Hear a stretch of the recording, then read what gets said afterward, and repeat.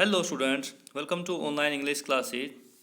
Today we are going to start Hornbills chapter 2nd. We are not afraid to die if we can all be together by Gordon Cook and Alan East.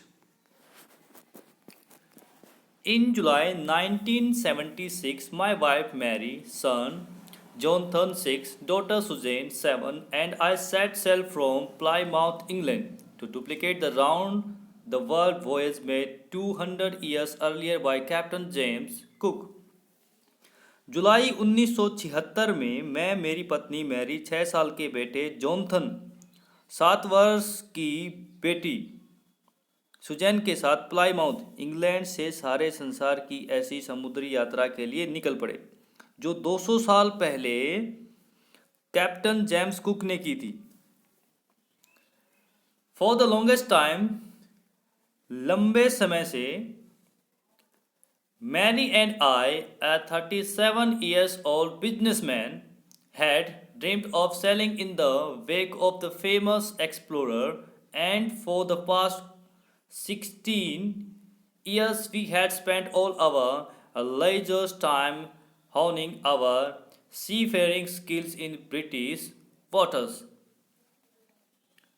लंबे समय से Mary मैंने Mary और मैंने और 37 वर्षीय बूढ़े व्यापारी ने प्रसिद्ध खोजकर्ता जेम्स कुक के बाद समुद्री यात्रा करने का सपना देखा था और पिछले 16 सालों से हमने हमारा खाली समय ब्रिटिश समुद्र पर अपनी समुद्री यात्रा संबंधी कुशलताओं को सुधारने में व्यतीत किया था। Our boat, Wave Walker, a 23-meter, 30-ton wooden hulled beauty, had been professionally built, and we had spent months fitting it out and testing it in the roughest weather we could find. हमारी नाव वेवाकार, जिसे प्रोफेशनलों द्वारा जो व्यवसायियों द्वारा बनाया गया था, 23 metre 30 ton भारी लकड़ी से बनी सुंदर वस्तु थी और हमने उसमें साज सामान लगाने और तूफानी मौसम में निरीक्षण करने में कई महीने व्यतीत किए थे। The first leg of our plant 3 years, 1,05,000 kilometer journey passed pleasantly as we sailed down the west coast of Africa to Cape Town. हमारे नियोजित 3 सालों का प्रथम चरण हमारी 1,05,000 किलोमीटर की यात्रा खुशी से बीत गई, जो कि हमने अफ्रीका के दक्षिणी तट से केप टाउन तक की थी। There, before heading east, we took on 2 crewmen, American Larry Vigil and Swiss Herb Segler, to help us tackle one of the world's roughest seas, the Southern Indian Ocean.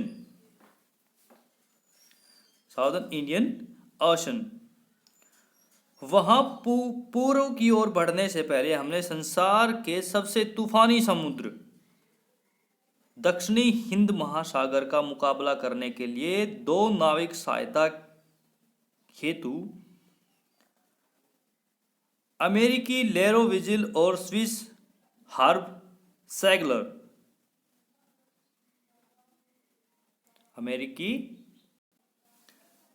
अमेरिकी लेरी और Swiss herb सैगलर इनके साथ थे सहायता के लिए इनके साथ थे। On our second day out of Cape Town, we began to encounter strong gales. For the next few weeks, they blew continuously. Cape Town से बाहर दूसरे दिन हमने तेज हवाओं का सामना किया। तेज हवाओं का सामना किया, स्ट्रॉन्ग विंड। तेज हवाओं का सामना किया। अगले कुछ सप्ताह तक वे लगातार चलती रही। अगले कुछ सप्ताह तक वे लगातार चलती रही। Gales did not worry me, but the size of the waves was alarming. Up to 15 meters as high as our main mast. Our main mast. तेज हवाओं की मुझे चिंता नहीं थी, लेकिन लहरों का आकार बहुत ही डरावना था। 15 मीटर तक ऊंची, हमारे मुख्य मस्तूल तक ऊंची, हमारे मुख्य मस्तूल तक ऊंची, हमारे खंबे से भी लंबी। मस्ट मीन खंबा, aerial. December 25 found us 3,500 kilometers east of Cape Town. Despite atrocious weather, we had a wonderful holiday complete with a Christmas tree. New Year's Day saw no improvement in the weather, but we reasoned that it had to change soon, and it did change, and it did change for the worse. For the worse. 25 दिसंबर को हमने अपने आप को Cape Town से 3500 kilometre पूर्व में पाया। 3500 kilometre पूर्व में पाया। ज़्यादा खराब मौसम होने के बावजूद क्रिसमस के पेड़ के साथ हमने शानदार छुट्टी मनाई। नए साल के दिन मौसम में कोई सुधार नहीं हुआ, लेकिन हमारा तर्क था कि यह शीघ्र ही बदल जाएगा, और यह बदल गया। पहले से बुरा और ज़्यादा मौसम खराब हो गया। At dawn on January 2nd, the waves were gigantic. We were sailing with only a small storm jib and was still making 8 knots. As the ship rose to the top of each wave, we could see endless, enormous seas rolling toward us, and the screaming of the wind and spray was painful to the ears. 2 जनवरी को प्रातःकाल लहरें बहुत विशाल थी। हम केवल एक छोटी तिकोनी पाल लेकर यात्रा कर रहे थे, और अभी 2 जनवरी को प्रातःकाल लहरें बहुत विशाल थी। हम केवल एक छोटी तिकोनी पाल लेकर यात्रा कर रहे थे, और अभी भी 8 समुद्री मील की गति से चल रहे थे। अभी भी 8 समुद्री मील की गति से चल रहे थे। जैसे ही जहाज प्रत्येक लहर की चोटी पर ऊपर को उठता, तो हम अनंत विशाल समुद्र को अपनी तरफ आते हुए देख सकते थे, और हवा की चीखें और बौछारों की आवाज़ कानों के लिए दर्दनाक थी। जो वेव थी, उनकी जो साउंड थी, वो कानों के लिए काफ़ी दर्दनाक थी। To show the boat down, we dropped the storm jib and lashed a heavy mooring rope in the loop across the stern. Then we double lashed everything, went through our life raft drill, attached lifelines, donned oilskins and life jackets, and waited.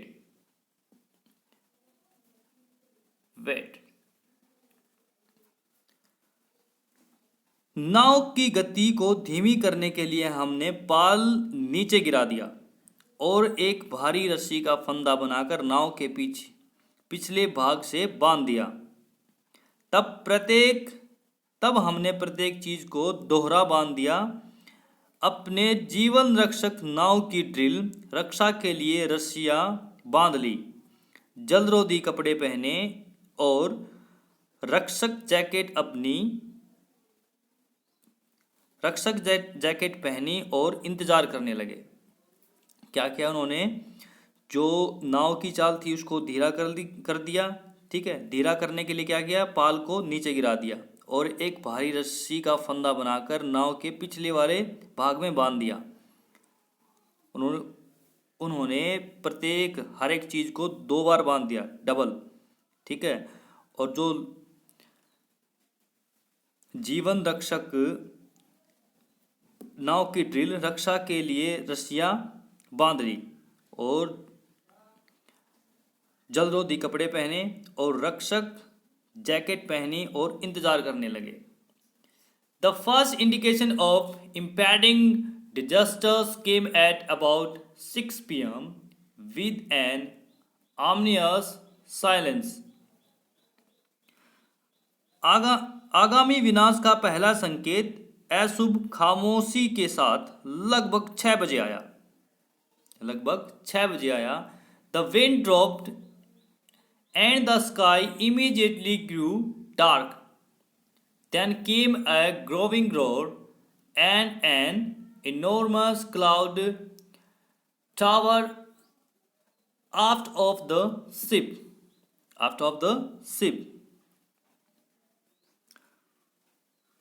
एक हवा रुक गई और आसमान तुरंत काला हो गया। एक गर्जना आई और एक विशाल बादल जहाज के पिछले भाग की ओर छा गया। एक गर्जना आई और एक विशाल बादल जहाज के पिछले भाग की ओर छा गया।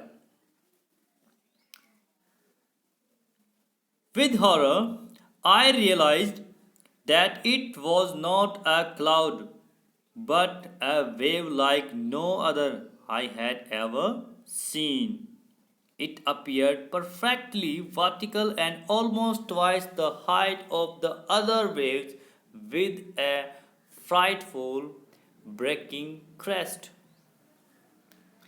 डर के साथ मैंने महसूस किया कि यह बादल नहीं था, लेकिन एक लहर थी, ऐसी जैसे मैंने पहले कभी नहीं देखी थी।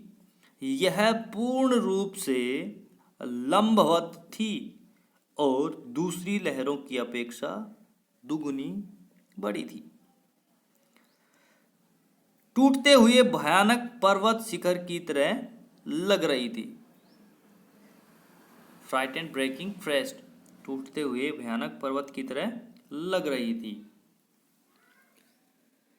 The roar increased to a thunder as the stern moved up the face of the wave, and for a moment I thought we might ride over it.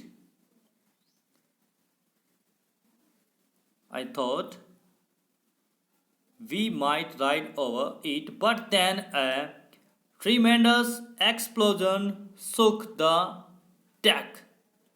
A torrent of green and white water broke over the ship. My head smashed into the wheel, and I was aware of flying overboard and sinking below the waves. I accepted my approaching death, and as I was losing consciousness, I felt quite peaceful. गरज बढ़कर गड़गड़ाहट बन गई।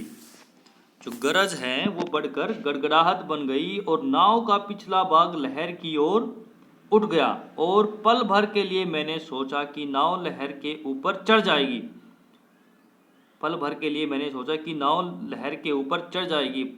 परंतु तभी एक विशाल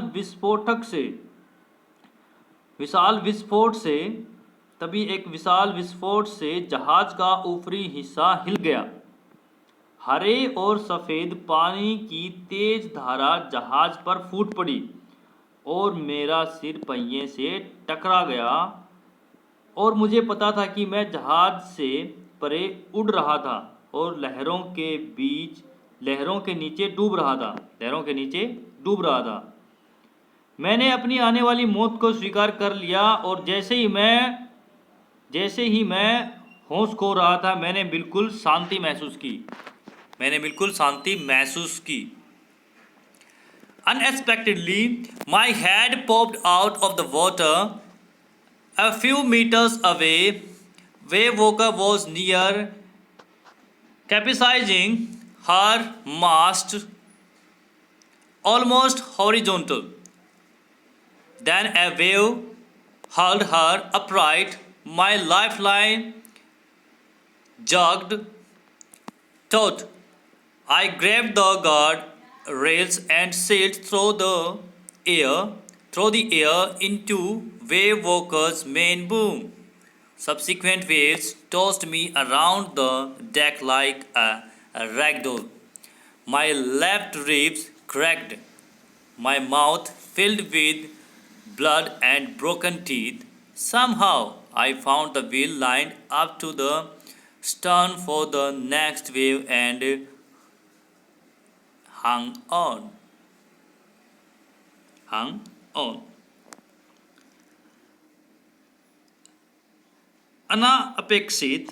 अनअपेक्षित रूप से मेरा सिर पानी से बाहर निकला। अनएक्सपेक्टेडली मेरा सिर पानी से बाहर निकला। कुछ मीटर की दूरी पर वेवाकार लगभग उलट गई थी। उसके खंभे नीचे गिर गए थे। तभी एक लहर ने उसे फेंककर सीधा कर दिया।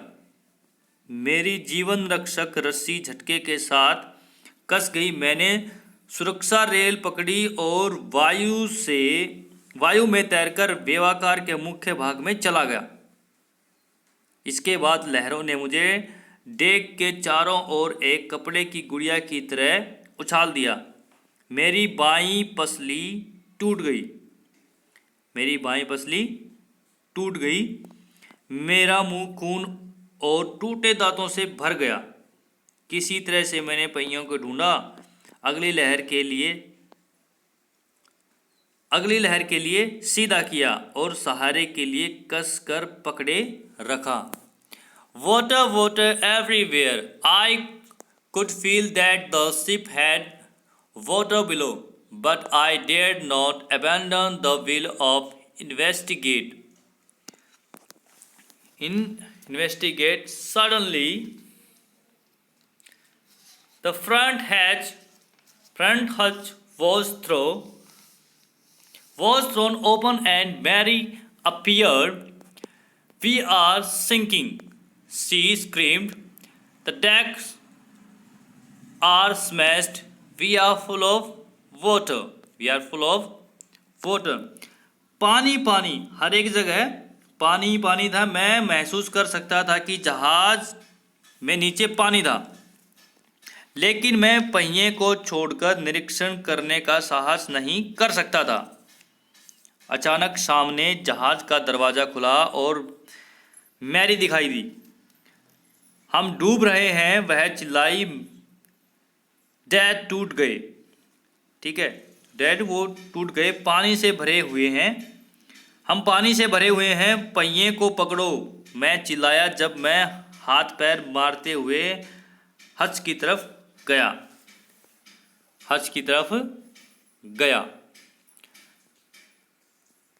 अचानक